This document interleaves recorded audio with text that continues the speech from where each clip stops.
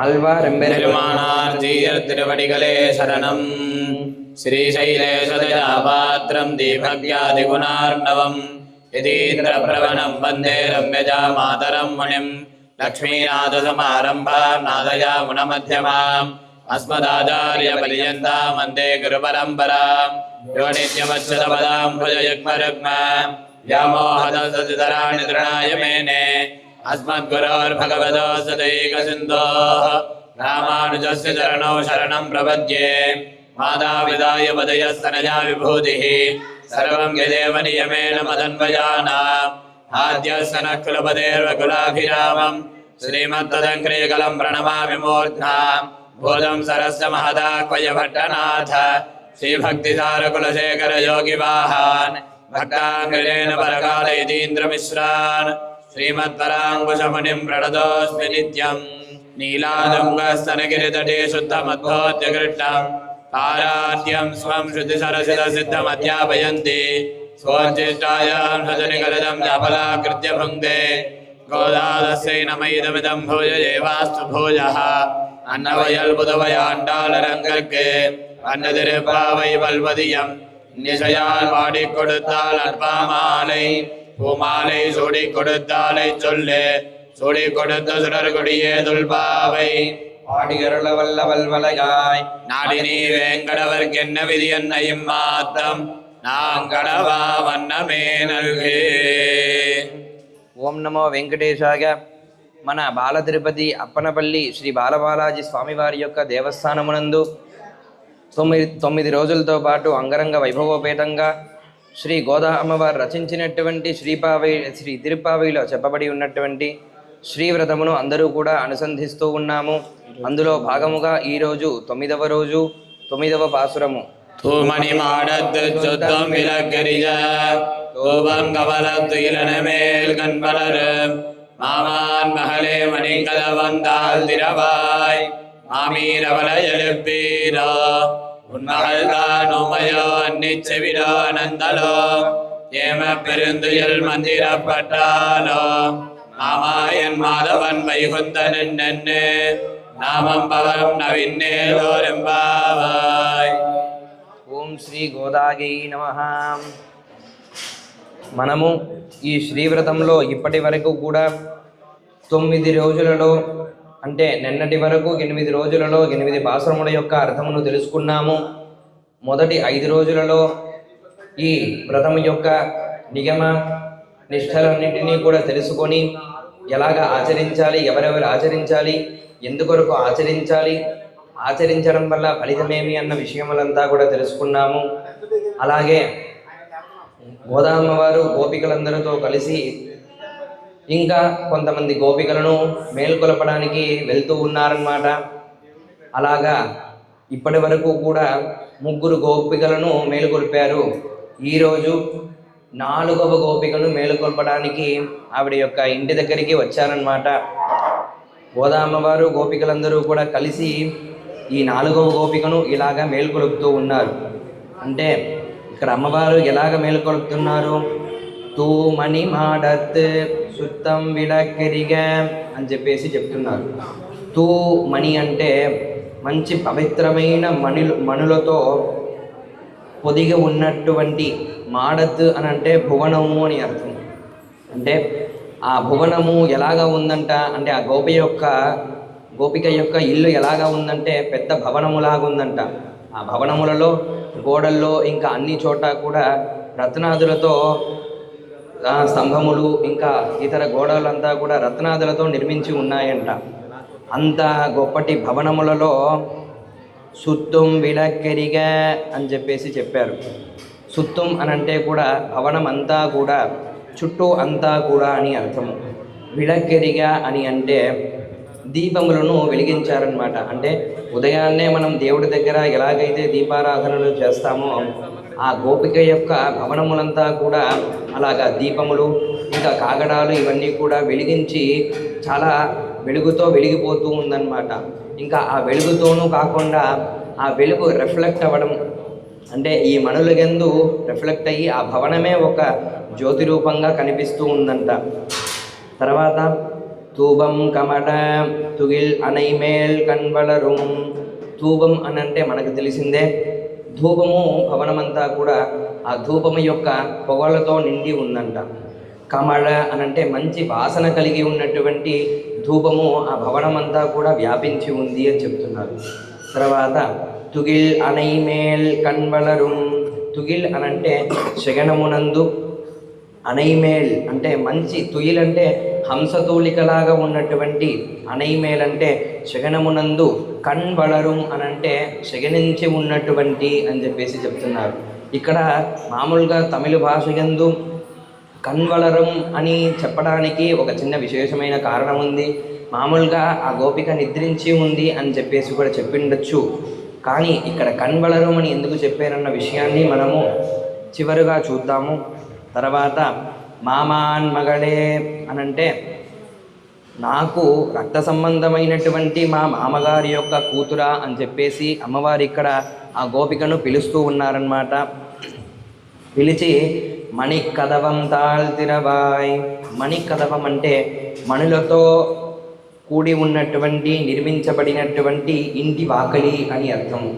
అంటే అంత గొప్పగా ఉన్నటువంటి ఇంటి వాకిలిని తాళ్తిరవాయ్, తలుపు తెరువు అని చెప్పేసి అమ్మవారు అడుగుతూ ఉన్నారు. ఇంత అడిగినా సరే లోపల నుంచి ఒక శబ్దము లేదు, ఉలుకు లేదు, పలుకు లేదంట. అందుకని చెప్పేసి ఏం చెప్తున్నారు అమ్మవారు, మామీర్ అవడై ఎడిపీరో. ఇంకా ఆ భువనములలో చాలామంది పెద్దవాళ్ళు, ఆడవాళ్ళందరూ ఉంటారు కదా, వాళ్ళందరికీ కూడా మామీర్ అని చెప్పేసి, ఓ అమ్మ మీరందరూ కూడా కలిసి ఆ గోపికను లేపండి, మేల్కొలపండి అని చెప్పేసి మామీర్ అవడై ఆవిడను ఎడుపీరో అంటే మేల్కొలపండి అని చెప్పేసి గోదామ్మ వారు ఇక్కడ సంబోధిస్తూ ఉన్నారు. తర్వాత అయినా వాళ్ళు మేల్కొల్పడానికి ప్రయత్నించినా సరే ఆవిడ లేవలేదంట. అందుకని చెప్పేసి ఇక్కడ ఉన్ మగల్తాన్ ఊమయో అంటే నీ కూతురు ఊమయో అనంటే మూగది అని అర్థం. అంటే మాటలు మాట్లాడలేకుండా ఉందా, లేదంటే అండ్రి అనంటే లేదంటే అని. చెవిడో అనంటే చెవులు వినబడుటలేదా అని.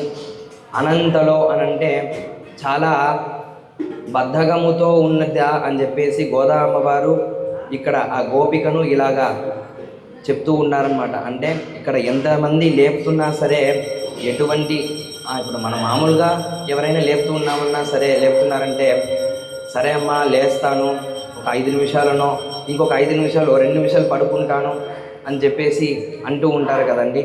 అలాగా కూడా ఈ గోపిక ఎటువంటి మాటలు మాట్లాడలేదంట. అందుకనే ఇక్కడ అమ్మవారు ఊమయ్యో అంటే మాటలు రానిదా ఈవిడ అని చెప్పేసి, లేదంటే మేము పిలిచడం అనేది ఈవిడికి వినబడుటలేదా అంటే చెవిడా ఈమె ఏమైనా అని చెప్పేసి చెవిడో అనంతలో, లేదంటే బద్ధకం ఎక్కువయ్యి మాట్లాడడానికి కూడా బద్ధకం ఎక్కువయ్యి పడుకోని ఉందా అని చెప్పేసి ఇక్కడ అమ్మవారు చెప్తూ ఉన్నారు. లేదంటే ఏమ పెరుందుగిల్ మందిర పట్టాలో. పెరుందుగిల్ అంటే గాఢ నిద్ర అని అర్థం.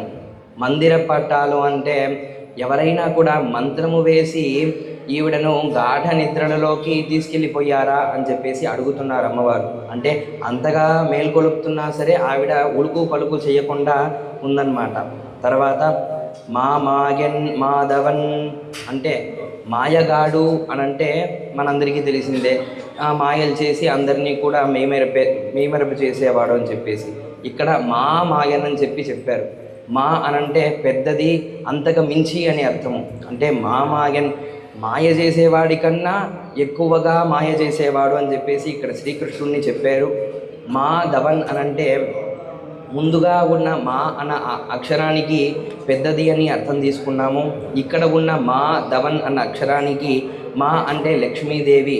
ఆ లక్ష్మీదేవిని ఎవరైతే భర్తగా కలిగి ఉన్నాడో ఆయనను ఆ మాధవుణ్ణి అని చెప్పి వైకుంఠన్ ఎన్నెన్రే, ఆ వైకుంఠని ఎవరైతే అధిరోహించి వైకుంఠనాథుడుగా ఎవరైతే ఉండారో ఆయనని నామం పలవం, ఆయన యొక్క నామములను అందరూ కూడా, అంటే ఇక్కడ నామం పలవం అని ఎందుకు చెప్పారంటే ఆయన యొక్క నామములు చాలా ఉన్నాయంట.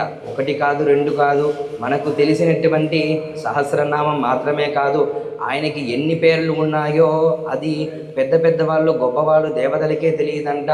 అన్ని పేర్లు కలిగి గొప్పగా ఉన్నటువంటి అఖిలాండ కోటి బ్రహ్మాండ నాయకుణ్ణి నవిండ్రేలో రెంబావాయ్. నవిండ్రు అనంటే మన నోటి ద్వారా ఆయన యొక్క నామ సంకీర్తనని చేసి ఈ వ్రతమునకు బయలుదేరుదాము అని చెప్పేసి అమ్మవారు చెప్తూ ఉన్నారు. అంటే మనం ముందుగా అనుకున్నట్టుగా ఇక్కడ నిద్రిస్తుంది అని చెప్పకుండా కణ్బళరు అని ఎందుకు చెప్పారు అని అంటే ఇక్కడ ఒక చిన్న సూక్ష్మం ఉంది. అంటే ఇప్పటి వరకు ఉన్న గోపికలు ఎలాగున్నారంటే నిద్రలో ఒకసారి లేపంగానే సరే వస్తానని కానీ, లేదంటే తెల్లవారిపోయిందా దానికి సంకేతములు ఏమిటిది అని కానీ ప్రశ్నించారంట.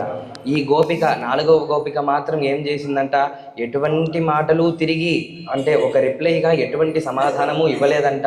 అందుకని చెప్పేసి అమ్మవారు కణ్బళరు అని ఎందుకు చెప్పారంటే అంటే ఒక చిన్న పాప పసిబిడ్డకి ఎటువంటి నిద్ర ఉంటుందో అంటే ఇదైపోతుందా అదైపోతుందా అని చెప్పేసి మనసులో ఎటువంటి ఆలోచనలు లేకోకుండా ప్రశాంతంగా ఉన్నటువంటి నిద్ర ఎప్పుడు వస్తుందండి? మన మనసులో ఎటువంటి టెన్షన్స్ ఇవన్నీ కూడా లేనప్పుడే కదా వస్తుంది. అది మన ప్రతి ఒక్కరికి కూడా పసితనంలో అందరూ కూడా ఈ నిద్రని అనుభవించిన వాళ్ళే.